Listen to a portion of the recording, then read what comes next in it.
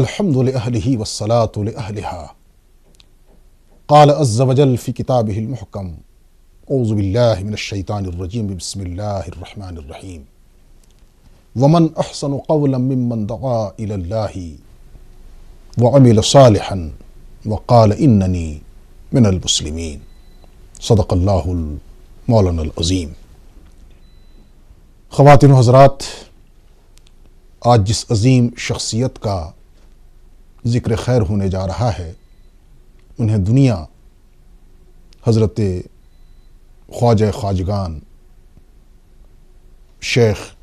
معین الدین چشتی اجمیری سنجری رحمۃ اللہ علیہ کے نام سے جانتے ہیں۔ بر اعظم، بر صغیر اور ہند و پاک میں وہ امام طریق ہیں، امام شریعت ہیں، رہبر ہیں، اور تصوف کے جو چاروں عظیم سلسلے ہیں، سلسلہ قادریہ،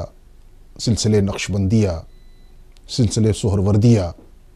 اور سلسلہ چشتیہ، تو پورے بر عظیم ہند و پاک میں سلسلہ چشتیہ کے بانی ہیں، اور انہی سے فیض پورے علاقے میں عام ہوا ہے۔ مورخین کے مطابق حضرت کی ولادت سن 534 یا 37 ہجری ہے، اور وفات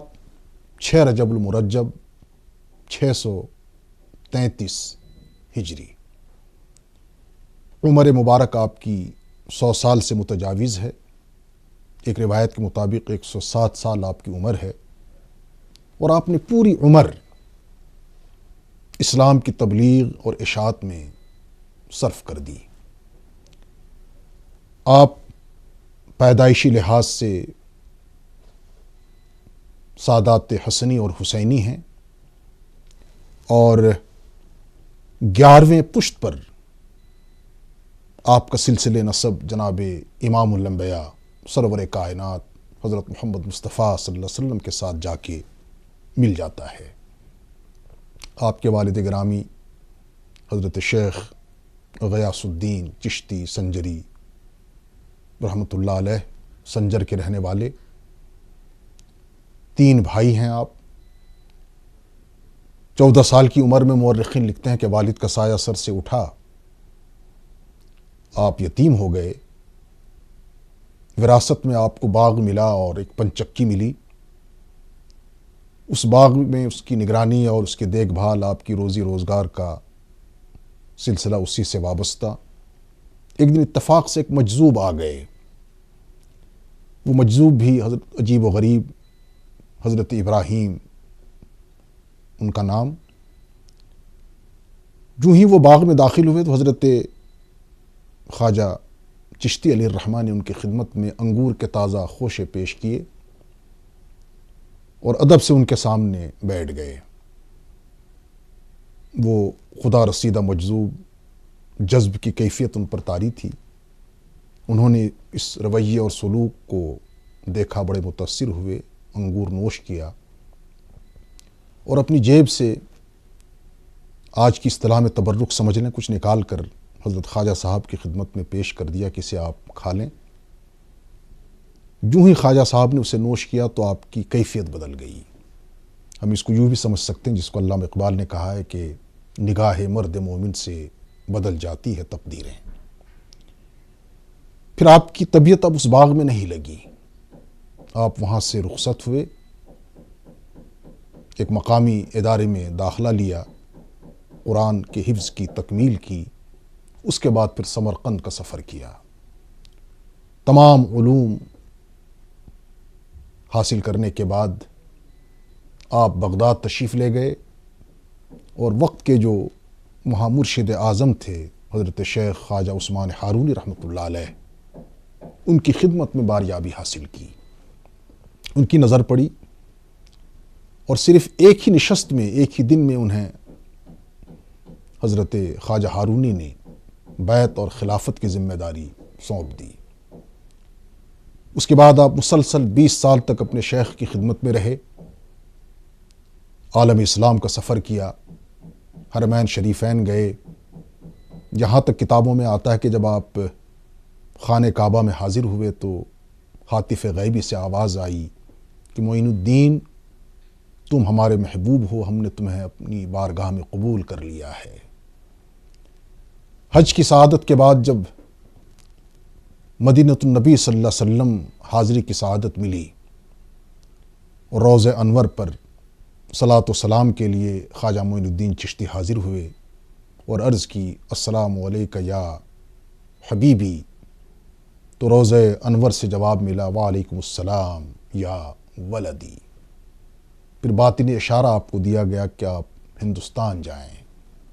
بر صغیر متحدہ بھارت، اور وہاں اسلام کی ترویج و اشاعت کا کام کریں۔ مورخین یہاں یہ بھی لکھتے ہیں کہ حضرت شیخ نے عرض کی یا رسول اللہ صلی اللہ علیہ وسلم، مجھے حرمین شریفین میں رہنے کی اجازت ملے۔ فرمایا تم معمور کیے گئے ہو، ہماری پوری توجہ تمہاری طرف رہے گی، باطنی توجہ، روحانی توجہ، تمہیں جس مشن کے لیے بھیجا جا رہا ہے اس کی تیاری کرو۔ اور مورخین لکھتے ہیں کہ خواب میں ہی حضرت خواجہ اجمیری علیہ الرحمہ کو پورے بر صغیر کا نقشہ، یہاں تک کہ اجمیر شریف جہاں آپ کو بالآخر جانا تھا اور جہاں سے ایک انقلاب، ایک خوشگوار انقلاب، سدا بہار انقلاب پیدا کرنا تھا، وہ تمام تصویر آپ کے ذہنوں میں خواب کے ذریعے سے ڈال دی گئی۔ بہرکیف بے شمار مشائخ کے ساتھ آپ نے ملاقات کی، بالخصوص دو نام بڑے اہم ہیں، ایک حضرت خواجہ نجم الدین کبریٰ رحمۃ اللہ علیہ، اور دوسرے سرتاج اولیاء امام الاولیاء حضرت پیران پیر شیخ عبد القادر جیلانی رحمۃ اللہ علیہ سے ملاقات۔ یہاں یہ بھی کئی مورخین نے واضح کیا ہے کہ حضرت خواجہ معین الدین چشتی اور حضرت شیخ محی الدین عبد القادر جیلانی رحمۃ اللہ علیہ مامازاد بھائی بھی ہیں، گویا کہ قریبی رشتہ بھی ہے۔ اللہ تعالیٰ کی مشیت، رسول اکرم صلی اللہ علیہ وسلم کی باطنی ہدایت، آپ نے پھر بر اعظم ہند و پاک کا سفر شروع کیا، سندھ پہنچے، لاہور پہنچے، برسوں وہاں قیام کیا۔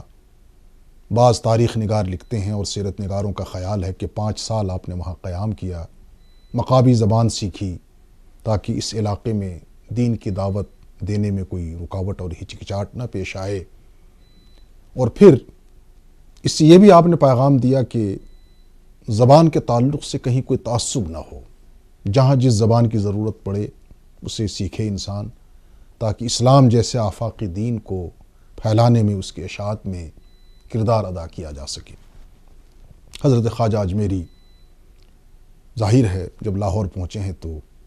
بر صغیر کے بہت بڑے ایک روحانی پیشوا حضرت علی حجویری رحمۃ اللہ علیہ داتا گنج بخش، آپ کے مزار پر آپ نے 40 دن تک چلہ فرمایا، مسلسل استغراق کی کیفیت رہتی تھی، وہاں آپ مجاہدے کرتے تھے اور یکسوئی کے ساتھ اللہ سے لو لگانا،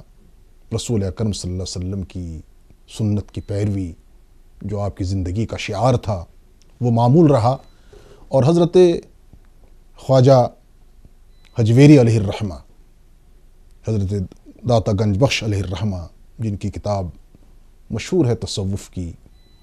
اور اس کتاب کے بارے یہاں تک کہا گیا ہے کہ اس کا کوئی پیر نہ ہو، وہ اس کتاب کو مطالعہ کرے تو وہ پیر کا کام دے گی، یعنی شیخ وقت کا، نفس کی اصلاح ہوگی، تربیت ہوگی، اور انسان باطنی لحاظ سے پاک و صاف ہوگا۔ یہاں میں ضمناً عرض کروں کہ تصوف جس کے بارے مختلف باتیں کہی جاتی ہیں، یہ عین اسلام ہے، اور مشہور حدیث صحیحین کی احادیث کی تمام کتابوں میں جسے حدیث جبریل کہتے ہیں، بہت زبردست حدیث ہے، اسے ام الحدیث کہا جاتا ہے۔ اس میں حضرت جبریل علیہ الصلاۃ والسلام سائل کی حیثیت سے بارگاہ نبی صلی اللہ علیہ وسلم میں آتے ہیں اور آقا علیہ السلام سے دین اسلام کے بارے سوال و جواب کر کے مطمئن ہوتے ہیں۔ اس میں ایک سوال انہوں نے یہ بھی پوچھا ہے کہ ومل احسان، یا رسول اللہ صلی اللہ علیہ وسلم احسان کیا ہے؟ تو احسان دراصل تصوف ہے، شریعت سے ہٹ کر طریقت نہیں ہے، تصوف نہیں ہے، اور تصوف کی کڑی بعض مورخین اور علماء یہ بھی فرماتے ہیں کہ یہ اصحاب صفہ سے ان کی کڑیاں ملتی ہیں، جو خدا رسیدہ ہو، اللہ کا خوف ہو، خشیت ہو، دین کا درد ہو، داعیانہ مزاج ہو، وہی صوفی ہوتا ہے، درویش ہوتا ہے، صوفی ہوتا ہے۔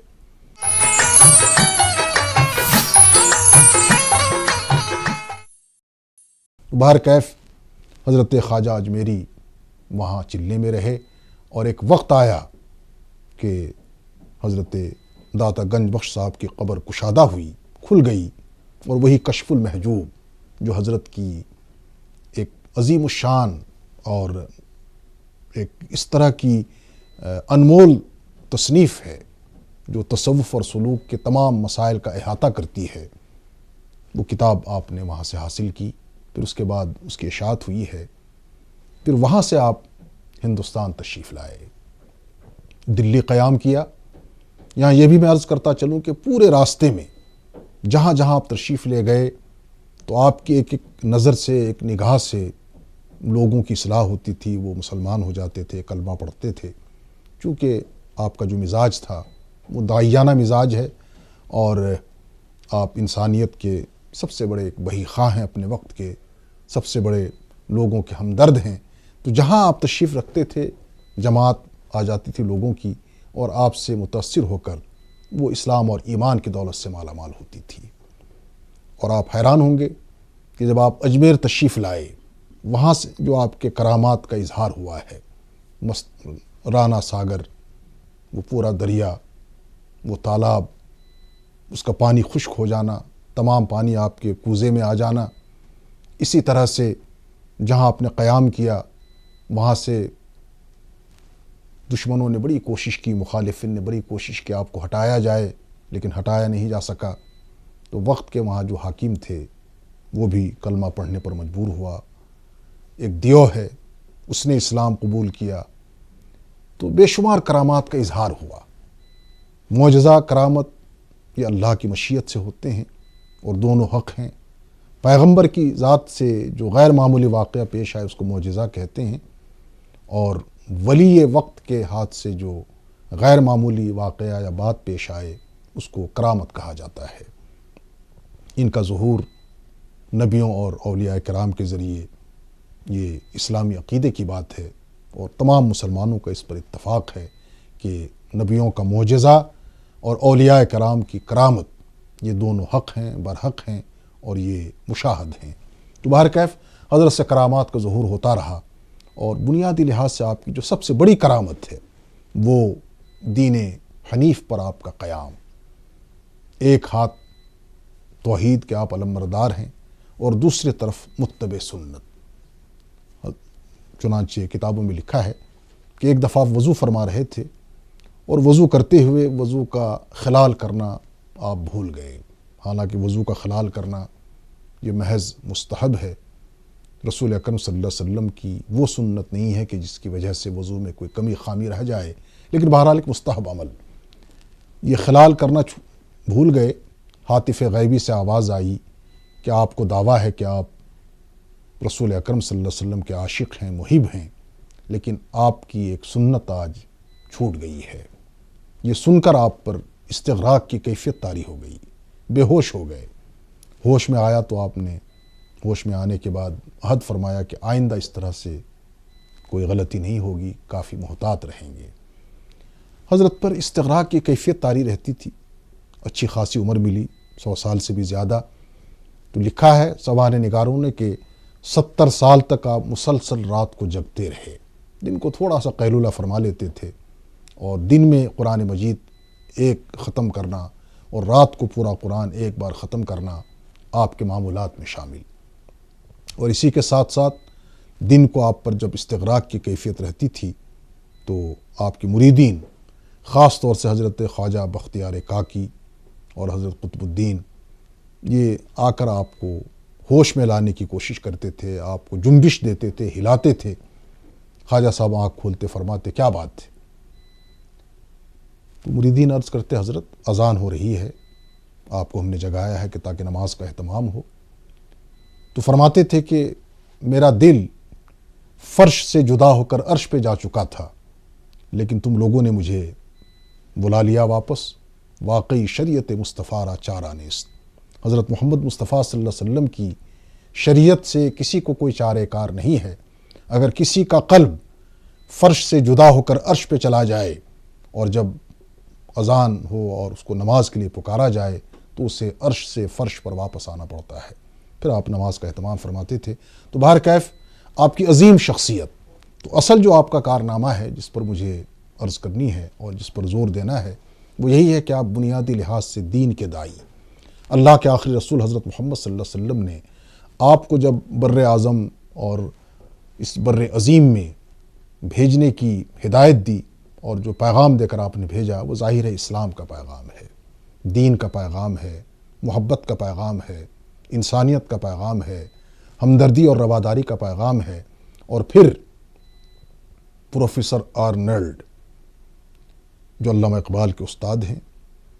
لاہور کالج میں پہلے پروفیسر، پھر مسلم یونیورسٹی علی گڑھ میں وہ پروفیسر بنے، پھر وہ یہاں سے فارغ ہو کر اپنے ملک میں چلے گئے، کتاب لکھی دی پریچنگ آف اسلام، دعوت اسلام کتاب کا نام، یا اسلامی دعوت۔ اس میں پروفیسر آرلینڈ نے لکھا ہے کہ حضرت خواجہ اجمیری رحمۃ اللہ علیہ کے مبارک ہاتھوں میں 90 لاکھ لوگ مسلمان ہوئے۔ اس سے اندازہ کیجئے کہ تقدیر بدل گئی، تاریخ بدل گئی۔ پورے بر صغیر میں آپ نے اسلام کی عمارت کی جس طرح سے بنیاد اٹھائی، آج اس کو ہم جب دیکھتے ہیں تو کروڑوں کی تعداد میں مسلمان نظر آتے ہیں۔ یہ اسی مرد درویش کی محنت اور سحر آہی کا نتیجہ ہے۔ حضرت خواجہ اجمیری رحمۃ اللہ علیہ ایک صرف خشک یا ایسے عابد اور زاہد انسان نہیں تھے جو بالکل خلوت میں رہ کر، دنیا سے الگ تھلگ رہ کر، معاشرے سے الگ رہ کر اللہ کی یاد میں لگے تھے، ایسا نہیں ہے۔ آپ ایک مرد میدان تھے، کارزار کے آدمی تھے، میدان عمل کے آدمی تھے۔ آپ نے زندگی کے ایام اسلام کی اشاعت میں اور دعوت میں اور تبلیغ میں صرف کی۔ جو بھی آپ کی مجلس میں آتا کوئی محروم نہیں رہتا، فیض اٹھاتا، کلمہ خیر کا حامل بنتا، اسلام کا پرستار بنتا، اسلامی اخلاق کا دیوانہ بنتا۔ یہی وجہ ہے کہ صدیاں گزر گئیں، حضرت شیخ معین الدین چشتی اجمیری رحمۃ اللہ علیہ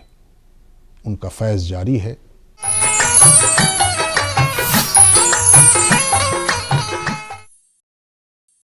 عجیب بات ہے، جب یہ حرم پاک میں تھے تو انہوں نے اللہ سے دعا کی پروردگار مجھے بخش دیں، میرے گناہ معاف کریں۔ تو لکھا ہے مورخین نے کہ آواز آئی کہ ہم نے تمہاری مغفرت کر دی، تمہاری اولاد اور آل کی مغفرت کر دی، یہاں تک کہ تمہارے شجر نسب کے ساتھ جس کا تعلق ہے ان کو بھی مغفرت کا پروانہ دے دیا۔ تو اصل یہ ہے کہ حضور صلی اللہ علیہ وسلم کا ارشاد گرامی ہے کہ کل میدان محشر میں ہر شخص کا حشر اسی کے ساتھ ہوگا جس کے ساتھ دنیا میں اس کو محبت تھی۔ یہی وجہ ہے لاکھوں اور کروڑوں پرستار ہیں حضرت شیخ معین الدین چشتی اجمیری سنجری رحمۃ اللہ علیہ کے، اور ظاہر ہے ان کے ساتھ جو دیوانگی ہے لوگوں کی یا عقیدت و محبت ہے، تو اس لحاظ سے نہیں کہ وہ خواجہ معین الدین چشتی اجمیری ہیں، بلکہ اس لحاظ سے کہ وہ توحید کے علمبردار، وہ رسول کائنات صلی اللہ علیہ وسلم کی سنت اور دعوت کے پیروکار اور علمبردار۔ یہی وجہ ہے کہ حضرت شیخ معین الدین چشتی اجمیری سنجری رحمۃ اللہ علیہ کے عرس پاک کے موقع پر پورے بر صغیر سے، پوری دنیا سے لاکھوں کی تعداد میں لوگ آتے ہیں اور آج بھی باطنی فیض وہاں سے حاصل کرتے ہیں، اور ان کے توسط سے حضرت حق جل مجدہ کے دربار میں جو دعا کی جاتی ہے، اللہ سے جو مانگا جاتا ہے اسے پورا کیا جاتا ہے۔ میں عرض کرنا چاہوں گا، آپ شریعت و طریقت کے امام ہیں اور سنت اور توحید کے علمبردار ہیں، اور یہی وجہ ہے کہ جب آپ کا انتقال ہوتا ہے تو انتقال کی صبح یعنی 6 رجب کو جب آپ کے کچھ خاص محب حجرے خاص کے اندر داخل ہونے کی کوشش کر رہے تھے تو بغیر دستک دیے دروازہ کھلا، دیکھا گیا کہ حضرت شیخ المشائخ، امام طریق اور سرتاج اولیاء خواجہ معین الدین چشتی اجمیری سنجری رحمۃ اللہ علیہ کا وصال ہو چکا ہے، اور ان کے چہرے مبارک پر طلائی حروف سے یعنی سونے کے حروف سے عبارت لکھی ہے، مات حبیب اللہ فی حب اللہ، کہ اللہ کا دوست اللہ کی محبت میں مارا گیا، دنیا سے اٹھا لیا گیا۔ یقیناً آپ کی محبت کا جو مرکز اور محور تھا وہ اللہ کی ذات تھی، چونکہ اللہ تعالیٰ نے قرآن مجید میں ارشاد فرمایا ہے کہ وَالَّذِينَ آمَنُوا أَشَدُّ حُبًّا لِلَّهِ، کہ جو اللہ سے محبت رکھتے ہیں وہ مومن ہوتے ہیں، اور مومن سب سے زیادہ اللہ سے محبت کرتا ہے۔ خواجہ معین الدین چشتی اجمیری رحمۃ اللہ علیہ مرد مومن تھے، مرد آہن تھے، مرد میدان تھے۔ انہوں نے پوری زندگی اسلامی شریعت کی ترویج اور دین اسلام کی دعوت کو عام کرنے کے لیے صرف کر دی۔ یہی وجہ ہے کہ آج چپے چپے میں ان کا نام بڑی عقیدت سے، محبت سے، عظمت کے ساتھ لیا جاتا ہے۔ اللہ تعالیٰ سے دعا ہے کہ ہمیں اس عظیم شخصیت کی پیروی کی توفیق عطا کرے، اور جو آپ کی تعلیمات ہیں، جو ہدایات ہیں، جو عین قرآن و سنت کی تعلیمات ہیں، ان پر چلنے کی توفیق عطا کرے۔ وقت کے ولی، وقت کے بزرگ اور پورے بر صغیر میں جن کا احسان، جن کے نقوش قدم قدم پر نمایاں ہیں، ان پر ہر مسلمان کو چلنے کی اللہ سے دعا مانگنی چاہیے اور توفیق مانگنی چاہیے۔ حضرت خواجہ اجمیری رحمۃ اللہ علیہ کے جو اور کارنامے ہیں وہ ایک مستقل موضوع کے حقدار ہیں۔ اب ضمناً صرف میں یہ عرض کروں گا کہ آپ کا ایک اور جو مزاج ہے دین کی دعوت کے ساتھ ساتھ، وہ بلا امتیاز خدمت خلق کا جذبہ ہے۔ چنانچہ مورخین لکھتے ہیں کہ ایک غریب سائل کسان وہ ہانپتا کانپتا حضرت کی خدمت میں حاضر ہوا اجمیر شریف۔ اس نے بڑی مشکل سے اپنے الفاظ ادا کیے اور عرض کی کہ حضرت، وقت کا جو حاکم ہے وہ میری جو زمین تھوڑی سی اس پر قبضہ کرنا چاہتا ہے، تو میں آپ سے سفارش کرانے کے لیے حاضر ہوا ہوں۔ چونکہ شمس الدین التمش جو اس وقت پورے ہندوستان کا بادشاہ ہے، وہ حضرت کا عقیدت مند ہے۔ اسی لالچ میں بیچارہ غریب آیا ہے کہ میری فریاد حضرت خواجہ صاحب کے توسط سے وقت کے بادشاہ تک پہنچے گی۔ حضرت خواجہ نے اس کی فریاد سنی اور فوراً آپ نے خدام کو حکم دیا کہ مجھے دلی کا سفر کرنا ہے۔ اعلان ہو گیا۔ اب آپ دلی کے لیے روانگی کی تیاری ہو گئی، چل پڑے۔ دلی میں آپ کے مرید ہیں حضرت خواجہ قطب الدین بختیار کاکی رحمۃ اللہ علیہ، صاحب نسبت اور عظیم شخصیت۔ انہیں معلوم ہے کہ جب بھی حضرت خواجہ صاحب دلی آتے ہیں تو پہلے سے پیشگی اطلاع ہوتی ہے، لیکن اس بار ان کو بھی اطلاع نہیں دی گئی۔ یہاں تک کہ جب حضرت خواجہ اجمیری دلی کی سرحدوں کے قریب پہنچے، خواجہ قطب الدین بختیار کاکی کو اطلاع ملی تو وہ تمام دوست احباب کے ساتھ استقبال کو نکل پڑے۔ آ کے عرض کی کہ حضرت، آپ نے بغیر کسی اطلاع کے دلی کا سفر کیا، ہمیں بتاتے، پہلے سے معلوم ہونا چاہیے تھا۔ حضرت جواب میں فرمایا کہ تم صحیح کہتے ہو،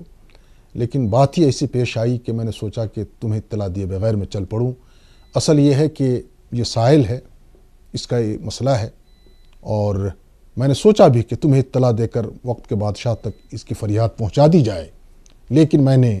جب غور کیا اور توجہ ڈالی تو محسوس میں نے کیا کہ اس غریب کی مدد کے لیے مجھے خود چلنا چاہیے۔ پھر خود انکشاف فرمایا کہ میں اس کی بات کو، اس کی سفارش کو بادشاہ وقت تک پہنچانے کے لیے جب چل پڑا ہوں تو مجھے یقین ہے کہ میرے ایک ایک قدم پر اللہ تعالیٰ مجھے ایک ایک رکعت نماز کا ثواب عطا فرمائیں گے۔ چنانچہ اس غریب کی فریاد جب وقت کے بادشاہ تک پہنچی تو فوراً اس پر عمل ہوا، اس کی بات مان لی گئی۔ تو اس سے معلوم ہوتا ہے کہ جو صوفی ہوتے ہیں، جو اللہ والے ہوتے ہیں،